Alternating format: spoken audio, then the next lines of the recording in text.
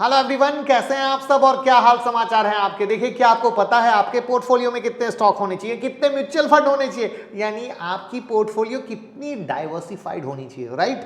आज के पहले मैंने अपने कई वीडियो में बोला है कि एक पोर्टफोलियो बनाते वक्त हमेशा डाइवर्सिफिकेशन का ध्यान रखें, लेकिन आज की इस वीडियो में हम आपको बताएंगे आपके डाइवर्सिफाइड पोर्टफोलियो में कितने स्टॉक, कितने म्यूचुअल फंड होने चाहिए। और इस वीडियो में हम ये भी बताएंगे कि आप अपनी वेल डाइवर्सिफाइड पोर्टफोलियो को किस तरीके से बहुत आराम से मक्खन की तरह ट्रैक कर सकते हैं। तो हेलो एवरीवन, मैं मुकुल अग्रवाल आपका आप ही के यूट्यूब चैनल में स्वागत करता हूं। जो भी नए लोग चैनल को सब्सक्राइब करें, बेल आइकॉन हिट करें और रात के 8:30 बजे का शो कभी मिस ना करें, जहां देते हैं कुछ ट्रेड हमारी फैमिली कमा सके। और साथ में स्टॉक मार्केट की किसी भी ब्रेकिंग न्यूज के लिए ट्विटर और टेलीग्राम से जुड़ जाइए। लाखों लोग जुड़कर फायदा ले रहे हैं, फिर आप क्यों पीछे हैं।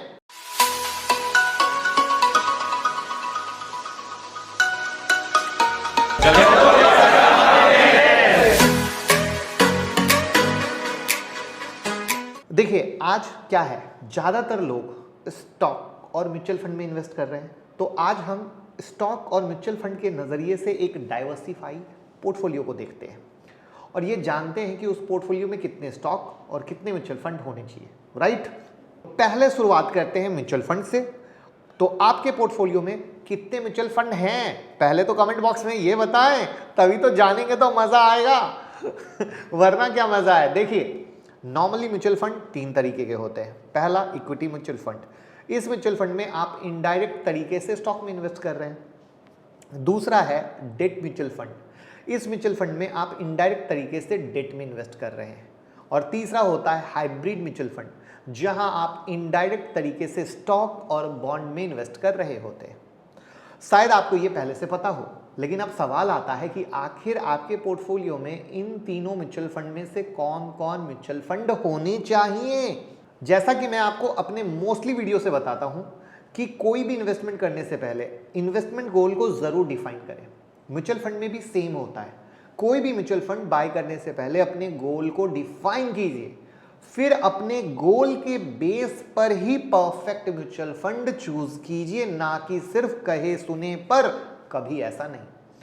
तो यदि आप लॉन्ग टर्म के लिए इन्वेस्ट करना चाहते हैं तो इक्विटी म्यूचुअल फंड में इन्वेस्ट कर सकते हैं। अगर मीडियम टर्म यानी 3 से 5 सालों की इन्वेस्टमेंट के लिए हैं तो हाइब्रिड म्यूचुअल फंड में इन्वेस्ट कर सकते हैं।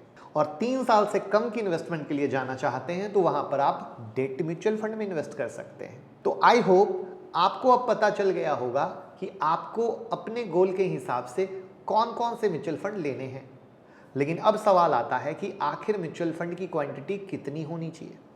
इसका बहुत सिंपल सा जवाब है, आप उतने ही म्यूचुअल फंड बाय करें जिनको आप सही तरीके से ट्रैक कर रहे हैं और मैनेज कर रहे हैं। अपनी बात मैं बताऊं तो मैं पर्सनली 3 से ज्यादा म्यूचुअल फंड में इन्वेस्ट करता हूं, क्योंकि मैं इसको आसानी से ट्रैक कर सकता हूं। अब आप सोच रहे होंगे कैसे। बड़ा सिंपल तरीका है, जमाना हाईटेक हो चुका है आईएनडी मनी से। इस ऐप के थ्रू आप अपनी मल्टीपल अकाउंट की इन्वेस्टमेंट को आसानी से ट्रैक कर सकते हैं। ये ऐप एकदम सेफ है और 1.5+ मिलियन इंडियन इसे यूज कर रहे हैं। अपनी सारी इन्वेस्टमेंट और लायबिलिटीज को ट्रैक करने के लिए आपको आईएनडी मनी जरूर इस्तेमाल करना चाहिए। अगर ऐप के बारे में और जानकारी चाहते हैं तो बने रहें, आगे के पार्ट में और भी डिस्कस करेंगे। अब म्यूचुअल फंड के बाद बारी आती है स्टॉक्स की, कि आपके पोर्टफोलियो में कितने स्टॉक होने चाहिए। देखिए, जब आपने अपने गोल के हिसाब से इक्विटी म्यूचुअल फंड को चुना तो आपको ये चीज देखनी जरूरी है कि आपका म्यूचुअल फंड कौन कौन से सेक्टर और स्टॉक में आपके पैसे डाल रहा है। स्टॉक सिलेक्शन करते समय आपको उन सेक्टर या स्टॉक में पैसे नहीं डालने चाहिए जिसमें आपके म्यूचुअल फंड के पैसे लगे हुए हों। इसको एक एग्जांपल से क्लियर करते हैं। मान लीजिए आपका म्यूचुअल फंड एचडीएफसी में आपके पैसे को इन्वेस्ट कर रहा है, तो स्टॉक में आपको एचडीएफसी बैंक में ही रखना है। बहुत सिंपल सी कहानी है, राइट। तो आपको उन स्टॉक को अपनी पोर्टफोलियो में रखना चाहिए जो आपके म्यूचुअल फंड में ना हो। अब आती है बारी कि पोर्टफोलियो में कितने टाइप के स्टॉक रखें। तो इसका सिंपल सा जवाब है, उतने ही स्टॉक अपने पोर्टफोलियो में रखें जितने आप आसानी से मैनेज कर सकें, यानी जिनको आप आसानी से ट्रैक कर सकें। तो उम्मीद करूंगा कि आप समझ गए होंगे कि एक डाइवर्सिफाइड पोर्टफोलियो में स्टॉक और म्यूचुअल फंड का सिलेक्शन कैसे करना है। अब आइए, अब आप बात करते हैं कैसे आप अपने वेल डाइवर्सिफाइड पोर्टफोलियो को इजीली ट्रैक कर सकते हैं। एक पल के लिए सोचिए, आप एक इन्वेस्टर हैं जिसने पहली बार म्यूचुअल फंड में एसआईपी किया है, और एसआईपी करते हुए अभी आपको कुछ महीने ही हुए थे कि आपके किसी फ्रेंड ने एक दूसरी म्यूचुअल फंड में एसआईपी की सलाह दी, और आपको उसकी सलाह समझ में आ गई। आपने उसके बताए हुए म्यूचुअल फंड में एसआईपी भी शुरू कर दिया। टाइम बीतता गया, धीरे धीरे आपने कई सारे म्यूचुअल फंड के साथ fix deposit, stocks, bonds, saving account में भी अपने पैसे डालने शुरू कर दिए। ऐसा अक्सर हर इन्वेस्टर की लाइफ में होता है कि शुरुआत किसी एसआईपी या सेविंग अकाउंट से होती है और कुछ ही सालों में कई तरह की इन्वेस्टिंग स्कीम में पैसे जाने लगते हैं, जिससे आपका एक ब्रॉड इन्वेस्टमेंट पोर्टफोलियो क्रिएट हो जाता है। राइट? मैं ये आपको सिर्फ इमेजिन नहीं करवा रहा, बल्कि ये एक रियलिटी है। पिछले कुछ दिनों से मेरे पास आप में से बहुत लोगों की क्वेरी आ रही थी कि अपने बिग और डाइवर्सिफाइड म्यूचुअल फंड को कैसे ट्रैक किया जाए।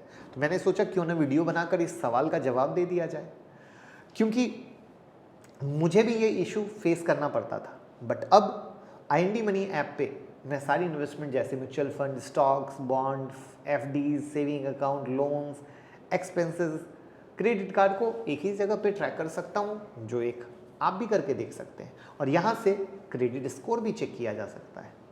तो अब अलग अलग बैंकिंग या ब्रोकर के ऐप नहीं खोलने, क्योंकि आईएनडी मनी ऐप पर मुझे मेरी इन्वेस्टमेंट रिटर्न से जुड़ी जानकारी मिल जाती है। डेली अलर्ट अलग से आ जाते हैं, कौन सा म्यूचुअल फंड बढ़ा, कौन सा म्यूचुअल फंड गिरा, कौन सा स्टॉक बढ़ा, कौन सा स्टॉक गिरा, सब आपके पास सबसे आसानी।